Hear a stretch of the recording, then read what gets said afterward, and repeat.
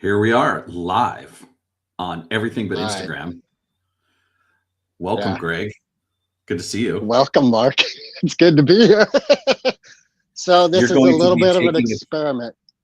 you're going to be taking a trip. Yeah. Leave tomorrow for New Orleans. NOLA, as us locals like to say. Us locals. I love it. Yeah. Yeah. There's a lot going on Uh, back there the last couple of weeks with Jazz Fest. You're sort of heading in after the storm, so to speak. yeah. There's a wedding, family wedding going on. And the Eagles played. And I was wondering, are they still allowed to call themselves the Eagles? I guess so, because they're still the Rolling Stones and they're coming out with a new album. Yeah, my guess is there's some kind of corporate structure that is, there's an ownership group, right? Right. Yeah. Well, Isn't I don't. you when you first discover that aspect to the music industry, when these bands that were all friends hanging out in garages and stuff at one time are now this corporate entity?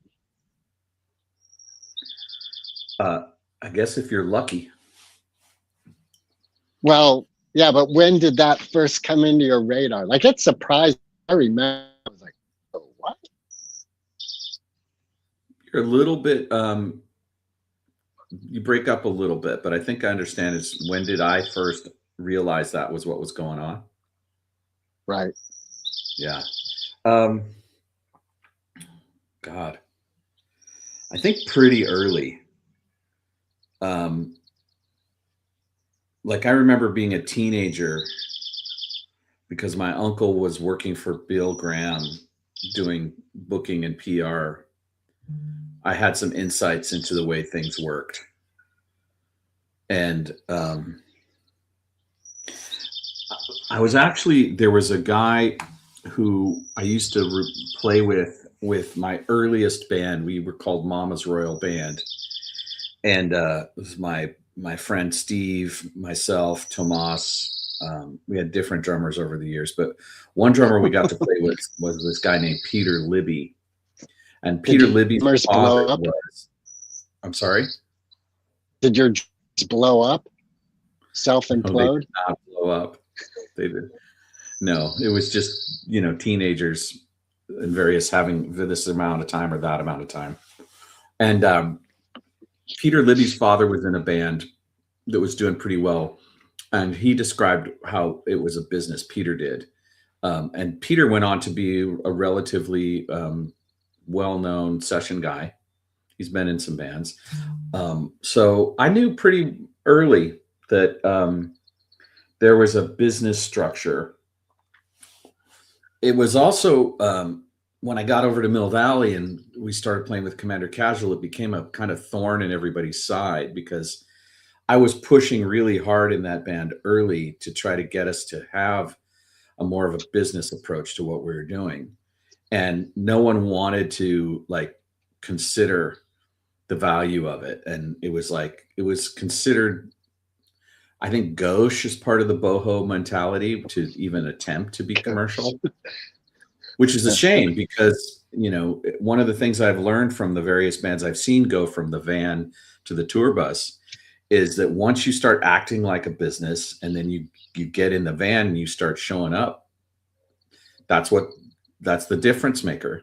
Like it's art. So you don't have to be like Duran Duran or whatever to be successful. You just need to get in the van and go out and make fans and just keep doing that until you get a reputation for the music. Like one of the things that blew my mind was how awful the Sex Pistols were, and they were hugely successful. And I was just like, hey, if the Sex Pistols can do it, we can do it. Yeah, but isn't it funny though that I listen to the Pistols now, and I remember when they came out like '68, how they to North Society, audio, the audio, their whole thing, the punk scene. But now I listen to the Pistols, and it's almost like pop radio. Well, that's because the market caught up with them. right? Well, I mean, I find that interesting though. Like, You're just you know, you're what just was the making point? the again, I guess. Well, like how helpful they were. I'm just going to be honest, Greg. Every third or fourth word goes in the toilet with you Really? right now. Yeah. Really? God damn it. So this isn't working. Here, let's So it stop the is. stream and no, it No, isn't. no. What happened is when you leaned in, it Yeah, changed. So there that's might be weird. something to you sitting next to a metal piece or whatever with that share. I Oh, don't. that is very interesting. You're So saying it's better. well, it was for a This second. is dropping off. This isn't dropping off. This is an experiment, everyone. We're trying something new. I wonder if I should go get my wireless mics and try that. Well, I'm just curious. Are you on your Wi-Fi or are you on your cell No, I'm on phone? it. Well, I'm on Wi-Fi. Oh, what if I took it off Wi-Fi? One moment, please. Your call is. Oh, we've got a viewer. Greg's messing around. We're trying an experiment to our viewer. And just so you know, viewer, your comments will appear on the screen if you make any. Good to talk to you. Did that improve anything? So far, let's keep going with that for a while. All right. It might be So that your Wi-Fi Wi-Fi. coverage isn't as good on the porch. Right. So, which is weird because the router is right over there. But all right. So you're saying now I'm not cutting out. Correct. Okay. Anyway, before we were disgruntled by the technological limitations, we were talking about the corporate strategy of musicianship and how, when did you first notice that they were business entities? When I learned that the Rolling Stones were not going to bring on official new bass player when God, I just spaced out his name. Bill Wyman. Bill Wyman, thank you.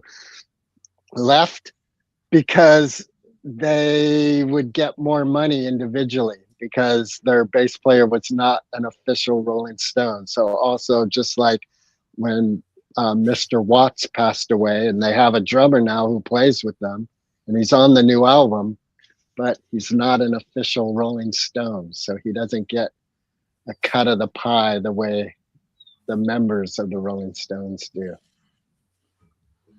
Yeah, that pie is an interesting concept because if you look under the hood, what you find is there's the publishing, which is who wrote the lyrics and who wrote the music. And then there's the recording itself. And the recording itself and the publishing, there's two different royalty streams. So there's a publishing royalty and then there's what's called a mechanical royalty. Yeah. So and the publishing royalty. Whoever the musicians are, they all get a mechanical. So even the new drummer, the new bass player, when it plays on the radio, they get that money. They get a slice of that pie. But it's the publishing is where the big money is. And that's why when someone throws someone a publishing credit, it's a real gift. Right.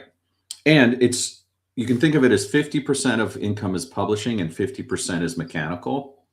And so if you're splitting the mechanical with 5 people, that's a much smaller slice because you're getting 20% of 50%, right? Which is basically 10% total. It's quite possible though that, like, let's take the Rolling Stones, for instance, they do have this new album coming out and like the drummer might be getting a session fee and that's it. They're not getting depends on your residuals. agreement, right? Totally depends on the agreement you make. Right. So they might get a really healthy session fee. If that drummer's in the union, then he's entitled to a mechanical, regardless of what the session fee was.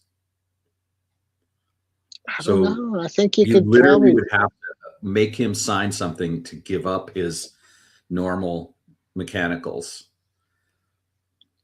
I'd like to dive into that more. Well, it's totally personal. Like and Mick's pretty savvy when it comes to. He's very savvy. Yeah, he's on it.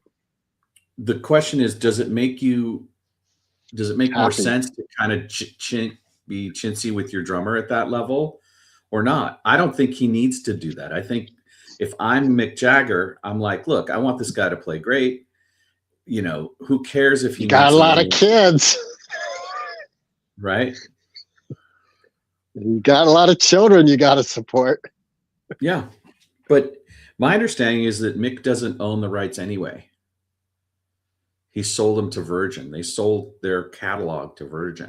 No, that's another interesting thing. So if you sell your catalog, is that for all forthcoming music as well? It depends on the deal, right? So my Right. guess is on these new albums, like what was the last one? Shattered the glass thing. I forget what they called it. In England.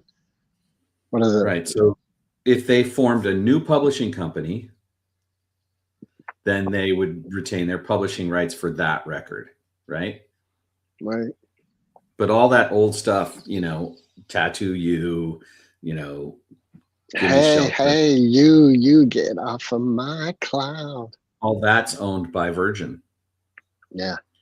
So they don't get any of the revenue, the publishing from that anymore. Right. They got a payout. So A that's nice partly why they're still on tour, one. because they have to make the money to get the I actual think cash. they like doing it. Well, I think. Well, those two things can both be true, which is that in order for in other words, if Mick and Keith and those guys all go out on tour together and they play Jumpin' Jack Flash, they get the gate revenue, but they have to pay Virgin a royalty for playing Jumping Jack Flash. No, that cannot be. I would not create. Yes. No way. Yes, that's how it works. The publishers get paid. They Even if must you don't have. own your own publishing, you end up paying the publisher. Why do you think Taylor Swift went back and re-recorded all of her material? Well, so she would have ownership, but there's no way she was paying someone to play her own music live. Yep.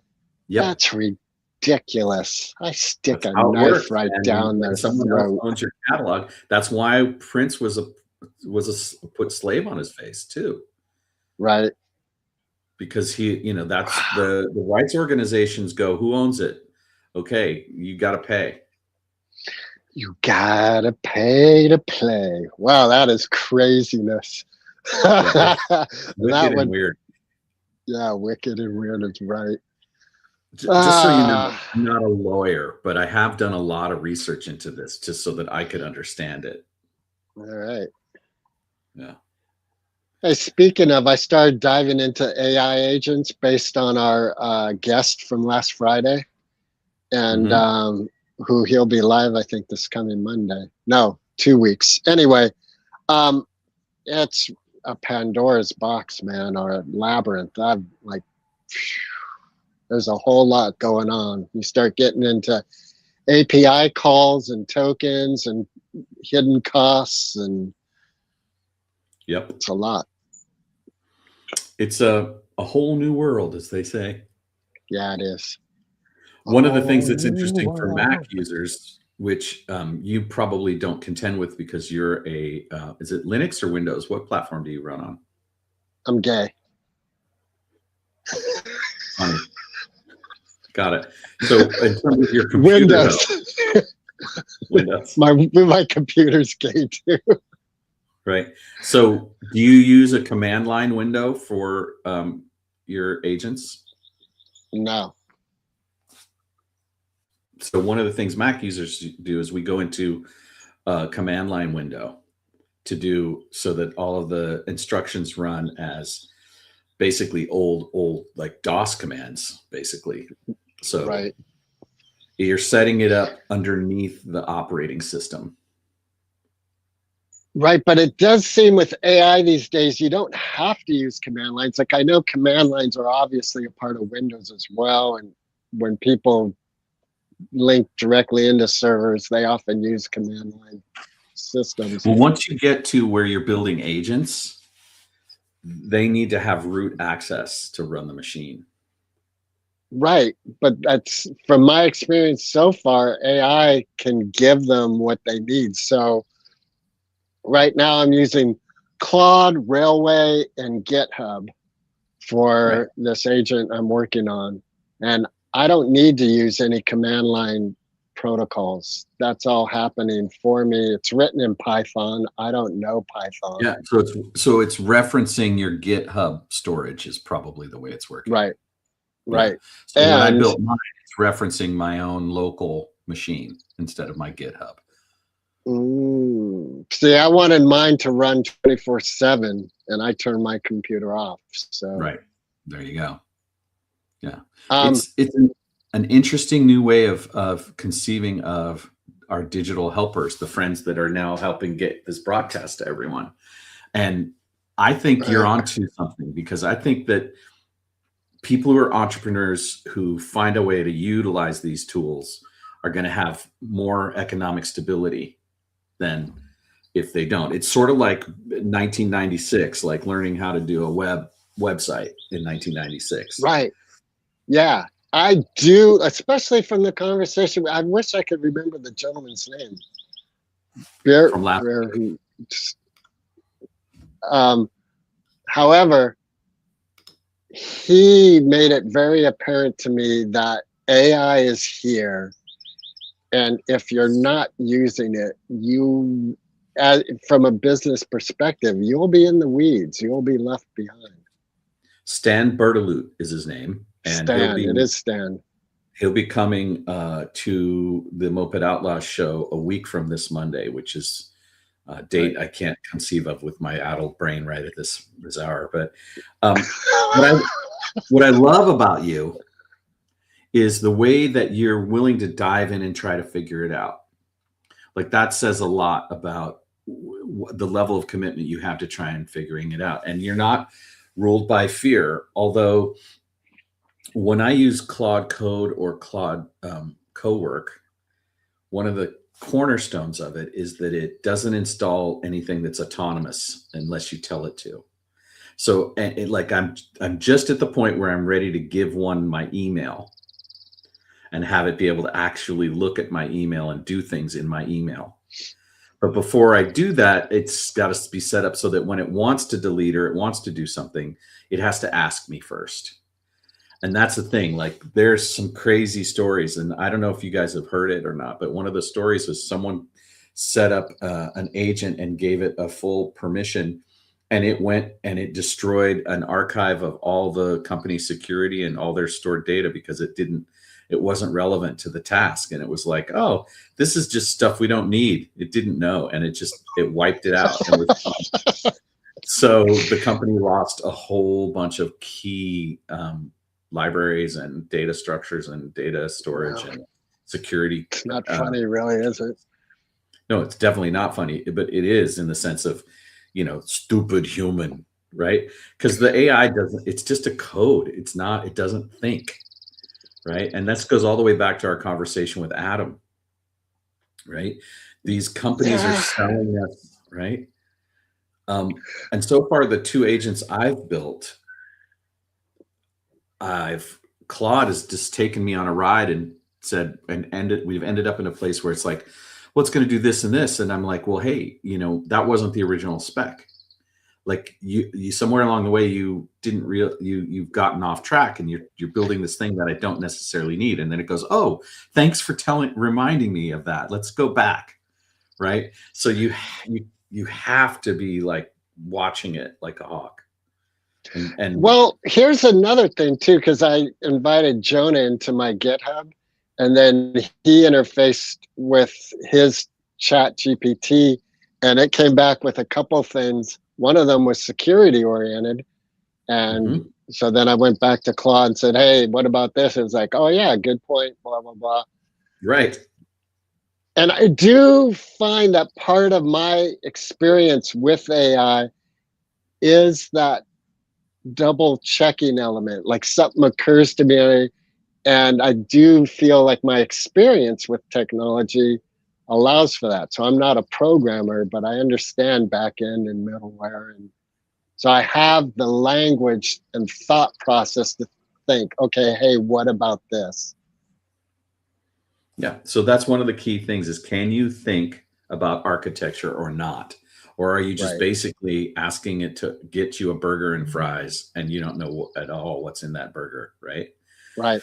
But what I also love though is that there we are in this world, like Stan said last week, where his agent called a meeting between him and a client, gave them both an itinerary and notes. They showed up to the meeting on their calendar, both thinking the other had called for the meeting and like, oh, wait a minute. But then at the end of the meeting, they were both really happy that it had been called. Right. So there is the agent working autonomously in a sense, Hmm. doing what it's supposed to do, which is to make Stan more productive overall. It is a deeply complex and important conversation for the time. And it's interesting because you and I have been sort of kicking this around for over a year and a half now, trying to unlock the secrets. And like yesterday, I was like that some 23-year-old guy built this thing over the weekend that was just rolling the cash in because he was smart enough to configure all the things, and he spent the whatever it was 19 straight hours just banging it out there, right? And Right. it's like we're crossing the Rubicon. There's this level at which people are picking sides. It's like there's people who are like, no AI sucks, I'm not touching it, right? And then there's people that are like, I want to See, learn. that to me is ridiculous. It's well, you've heard me say this before, and I do feel like an old man repeating himself, but I remember when calculators hit the public realm, and I was in elementary school or middle school, and there was huge debates about them being in classrooms. They were here. They had arrived. Like AI is here. It's ridiculous to say no AI. Like it's okay. Take your horse and carriage and see how well you do on the freeway. Yeah, I think that is not. I think that's a reasonable argument that's going around, and people are having that conversation for sure. And the question of what what are the exposures, what are the risks? We don't quite have the vantage point for it now. From it now, but um, there's been enough guys going out there and going, this shit's dangerous. We got to be careful to, and I know that there's unknown things, like things we don't know that we don't know about this. Like one of the first things that comes to mind is AI dependency. Like once you build this, right? What happens if the server Right. that your files, the GitHub storage thing, what if that goes offline? Like what happens, right? And then there's one of the things a security friend of mine mentioned is this thing called in in inject prompt injections, where they push stuff into your GitHub that you can't see, that executes this stuff where they send the money somewhere else, or they give your personal information up. And GitHub was recently exposed as having been hacked at a root level. So it is Right. not just the wild, wild west, because at least in the wild, wild west, you could see the guy in front of you is about to draw on you. You can't see him now. I'm sure people got shot in the back. But here's the thing. I think what I heard with the GitHub thing is there were libraries that people were accessing, and there was malicious code and malware in these library units. And How did they so get there? coding yourself, well, but that's the thing, I think. And well, now my mind's racing because I feel like there's a billion other things I need to do before I hit the road tomorrow. Great. Well, this is the perfect spot to Tomorrow, leave it anyways. ambiguous and undecided, because that's the way the AI era is. We have no idea.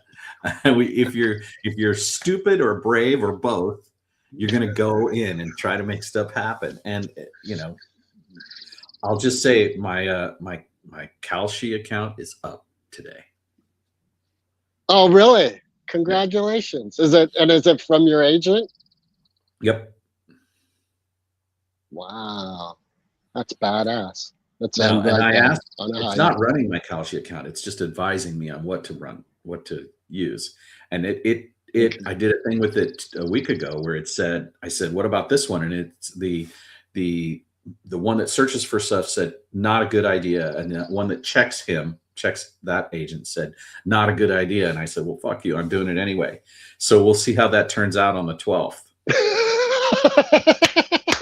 I'm interested to find out. Oh, so did your thing at the end of April pay off then? Yes. Okay. So the yes, that one paid off, and there's one that closes out on May 12th. That And is that's the looking one where pretty. you It's looking okay. it's looking pretty grim. But I've been doing research with other AIs trying to get like, can you tell me how this is going to play out? And it's based on CPI, which is the Consumer Price Index, which is a leading element of how we measure inflation, right? And so the bet I made on Kalshi was that it would be above 0.8 for April. But the statistics don't get published until May 12th, right? And this is the one that both said don't do it, right? And every AI I've tried to research says there's no way. They just can't project how it's going to turn out. They can't define that it won't go the way I want. And they wouldn't even give me a probability, which is unusual. Because if you go to Grok, or you go to, what's the probability that so-and-so will die in office, or what, it'll give you a percentage 99% of the time.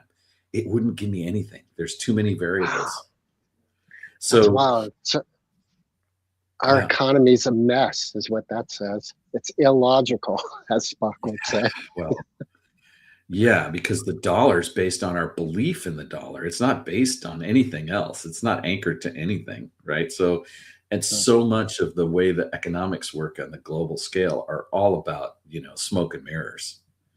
That's I got to bounce, my friend. The full faith and credit of the United States. What the fuck is that, right?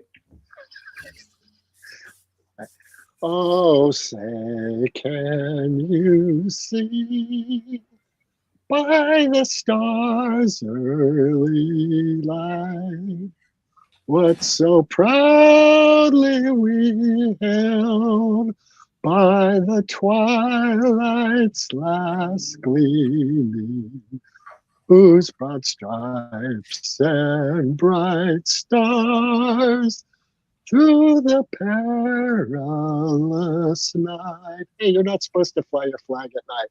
All right, my brother, I love you. I gotta go. Love you too.